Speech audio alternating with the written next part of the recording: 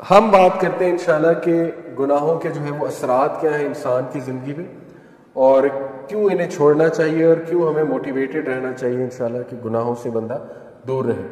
سب سے پہلی بات تو یہ سمجھ لیں، دیکھیں کہ گناہ کی نیچر ہی ایسی ہے کہ وہ آپ کو نقصان دے گی۔ یہ اس لیے نہیں ہے کہ اللہ آپ کو پنش کر رہا ہے، اللہ تو انسان کو پنش کرنا چاہتا ہی نہیں۔ قرآن میں سورہ نساء میں اللہ کہتے ہیں اللہ تمہیں پنش کر کے کیا کرے گا، اگر تم اللہ کے ماننے والے اور اللہ سے استغفار کرتے ہو، اللہ کا شکر کرتے ہو۔ اصل میں تو انسان خود پنش کرتا ہے اپنے آپ کو۔ تو جس طرح ایک ریڈیو ایکٹیو مٹیریل نقصان دہ ہے، اس کے قریب آپ جائیں گے آپ کو کینسر ہو جائے گا گاما ریز کی وجہ سے، اسی طرح گناہ آپ اس کے قریب جائیں گے ہو ہی نہیں سکتا آپ کو نقصان نہ ہو، نقصان آئے گا ہی آئے گا، تو وہ ہم خود اپنا نقصان کر رہے ہیں، ٹھیک ہے۔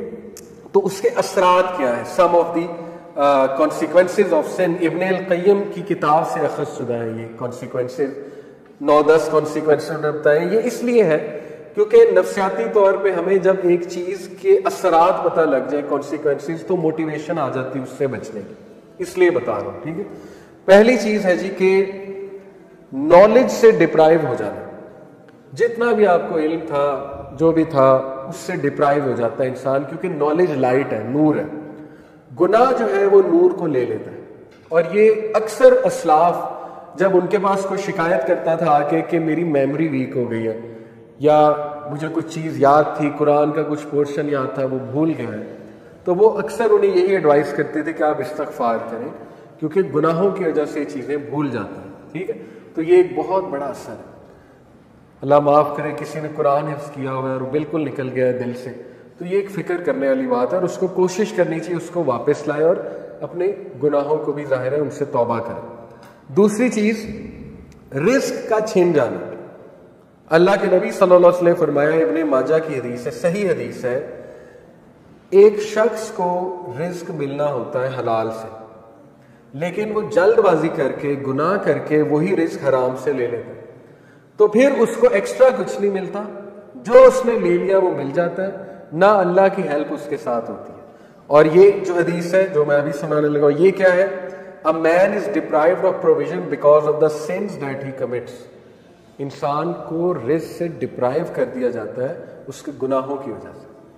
اب یہاں پہ ہو سکتا ہے آپ کے ذہن میں سوال ہے کہ نہیں یار فلانا اتنے گناہ کرتا ہے، وہ تو موجیں کر رہا ہے، ٹھیک ہے، اس نے تو پلاٹ بنا لیے، یہ کر لیا وہ کر لیا۔ تو دیکھیں رزق 4 طرح کا ہوتا ہے، financial wealth, emotional wealth, social wealth, time wealth. ہو سکتا ہے اس کے پاس فائنینشیل ویلتھ ہو لیکن نہ ایموشنل ویلتھ ہو۔ ایموشنل ویلتھ کیا ہے، ذہنی سکون، وہ بھی رزق ہے، غنا، ٹھیک ہے، دل میں ایک سیٹسفیکشن۔ اسی طرح ایموشنل ویلتھ میں ہے جذبات پہ کنٹرول، اینگر مینجمنٹ اچھی، اخلاق اچھا، یہ ایموشنل ویلتھ ہے۔ ہو سکتا ہے وہ بندہ اس سے محروم۔ آپ نے کئی لوگ دیکھے کچھ بھی نہیں کھانے کو لیکن ذہنی سکون ہے اللہ کی طرف سے، اولاد دی ہے اللہ نے، اولاد پال بھی رہی ہے ماشاءاللہ، اور نیک اولاد ہے، ٹھیک ہے، سب کچھ ہے، تو کیا یہ رزق نہیں ہے؟ بالکل ہے۔ سوشل ویلتھ اسی کو کہتے ہیں کہ آپ کی اولاد اچھی ہے، آپ کی بیوی اچھی ہے، آپ کا جو ہے وہ گھر والے اچھے ہیں، آپ کے ساتھ لوئل لوگ جمع ہو گئے، تو وہ بھی رزق ہے۔ ٹائم ویلتھ، ٹائم میں برکت، آپ کے کام جلدی ہو جاتے ہیں، ٹھیک ہے، آپ کرتے ہی ہوئے ہیں جو اللہ سبحانہ و تعالیٰ کو پسند ہے، یہ ٹائم میں برکت۔ تو جب ہم گناہوں میں پڑتے ہیں تو یہ ہمارا رزق ڈپرائیو ہوتا ہے، ٹائم سے برکت اٹھ جاتی ہے، ٹینشنیں بڑھ جاتی ہیں، ٹھیک ہے، ٹائم مینجمنٹ ویک ہو جاتی ہے۔ نمبر 2 آپ دیکھیں نا گناہوں میں وقت کتنا ضائع ہوتا ہے۔ اللہ معاف کرے اگر ایک گناہ عادت بن چکی ہے، 4 گھنٹے 3 گھنٹے لوگ اس میں پڑے رہتے ہیں، ٹھیک ہے، اور وہ ضائع ہو رہا ہے وقت۔ سوچیں کتنا وقت ہم جوانی کا ضائع کر دیتے ہیں، ٹھیک ہے، ان چیزوں میں، اللہ معاف کرے۔ تو اس سے نکلنا ہے، اپنے آپ کو موٹیویٹ کرنا ہے۔ پھر آپ دیکھیں سوشل ویلتھ، ہمارے ساتھ لوگ ہی ایسے آ جائیں جو ہمیں کھانے کو تیار، اور بس ان کی نظر ہماری دولت پہ ہو، تو پھر یہ کون سا رزق ہے؟ اس کا مطلب ڈپرائیو ہو رہا ہے گناہوں کی وجہ سے۔ پھر آپ دیکھیں ایموشنل ویلتھ، ذہنی سکون ہے ہی نہیں، ہر وقت ٹینشن ہے، ہر وقت سٹریس ہے، ہر وقت پریشانی ہے، ہر وقت منہ پہ شکایت ہے، اس کا مطلب گناہوں کے اثرات آ تو رہے ہیں۔ تو اس لیے گناہوں کے اثرات رزق کی تنگی سے آتے ہیں، ٹھیک ہے۔ رزق کبھی اللہ بڑھا کے دیتا ہے، کبھی گھٹا کے دیتا ہے، اوور آل رزق تو لکھا ہوا ہے، لیکن یہ اللہ کی ڈسٹریبیوشن ہے۔ اللہ اپنے بندوں کو چیک کرنے کے لیے کبھی زیادہ دے دیتا ہے اس کوانٹٹی میں سے، کبھی کم کر دیتا ہے، جب وہ دوبارہ استغفار کرتے ہیں پھر بڑھا دیتا ہے، ٹھیک ہے۔ یہ اللہ بادشاہ ہے، اللہ جیسے چاہے کر سکتا ہے۔ नंबर 3, अल्लाह और बंदे में एक ला ताल्लुकी, सेंस ऑफ एलिनेशन, जो बहुत बड़ी पनिशमेंट है, अल्लाह माफ, बल्कि सबसे सीरियस बात है ये, जब आप अल्लाह से दूर हो जाएं और एक डिस्टेंस फील करें और एलोन फील करें। दुनिया की सबसे बड़ी लोनलीनेस, सबसे बड़ी तन्हाई अल्लाह से दूरी, ठीक है। तो गुनाह उस डिस्टेंस को इंक्रीज करते हैं, क्योंकि देखें ना, इंसान अल्लाह माफ करे अब गुनाहों में होता है तो अल्लाह, जाहिर है फरिश्ते उसके इर्द गिर्द नहीं होते, फरिश्ते भी उठ जाते हैं उस जगह से, रहमत नहीं होती अल्लाह की, लेकिन उम्मीद होती है, उम्मीद बहुत है।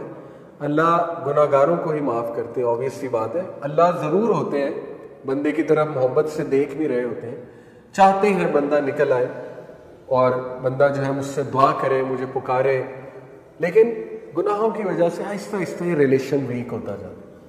वीकनेस यहाँ तक आ जाती है कि एक बंदा ना मायूस हो जाता है, कहता है यार क्या अल्लाह से मदद मांगूं, मैं तो बहुत ही एक्स्ट्रा कर चुका हूँ, काम इसराफ कर चुका हूँ गुनाहों के, अब क्या मैंने अल्लाह से बात करनी, ठीक है। तो फिर बंदा गिव अप कर देता है, गिव अप करके वो मजीद गुनाहों की तरफ चला जाता है। इसलिए इस डिस्टेंस को कम करने के लिए इस्तिग़फ़ार, गुनाहों से तौबा करना, गुनाहों को छोड़ना, ताकि आप अल्लाह के करीब आ जाएं और उस रिलेशन को एंजॉय करें।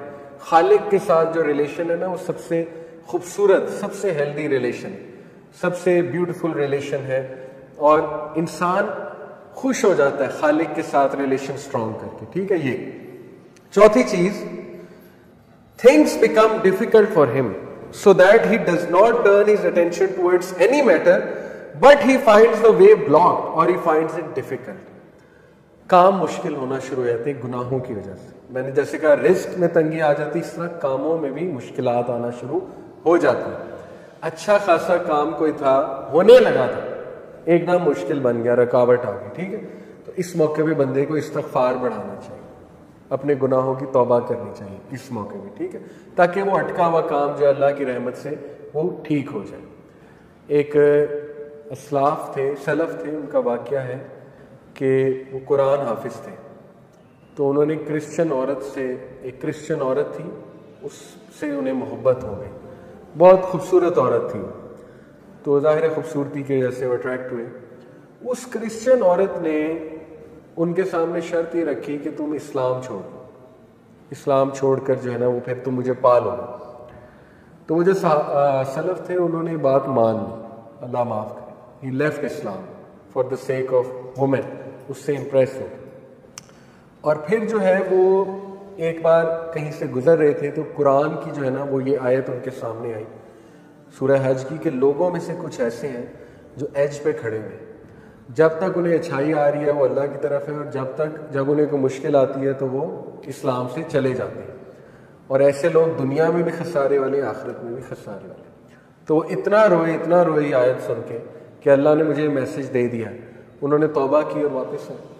तो मैं आपको बताने का मकसद ये कि कई असलाफ आपको नजर आएंगे जो बाद में मुहद्दिस बने, बड़े बड़े टीचर्स बने, दीनदार लोग बने, बहुत डार्कनेस में थे, बहुत ज़्यादा। जैसे अब्दुल्ला बिन मसलम का वाक़या, इमाम बुखारी के टीचर, शराबी थे, शराब छूटती ही नहीं थी, ठीक है, शराब के नशे में धुत थे। एक दिन इमाम अश-शाबी आए, जो कि उस दौर के बहुत बड़े मुहद्दिस थे, गधे पे सवार थे वो, क्योंकि रसूलुल्लाह की सुन्नत है, गधे पे रसूलुल्लाह ने सफ़र किया। उन्होंने बड़ा मजाक उड़ाया अब्दुल्ला बिन मसलम ने, शराब के नशे में धुत बेशर्मी से उनके सामने गए, कहते भाई कौन हो तुम, लोग तुम्हारे इर्द जमा हो रहे हैं, किधर से आए हो? इमाम अश-शाबी ने कहा जी मैं मुहद्दिस हूँ। उन्होंने कहा जी मुहद्दिस क्या होता है? इमाम अश-शाबी ने कहा मुहद्दिस होता है जो हदीस सुनाता है। तो उन्होंने बेशर्मी से कहा अच्छा मुझे भी सुना, देखते हैं मुझ पे कितनी असर करती है।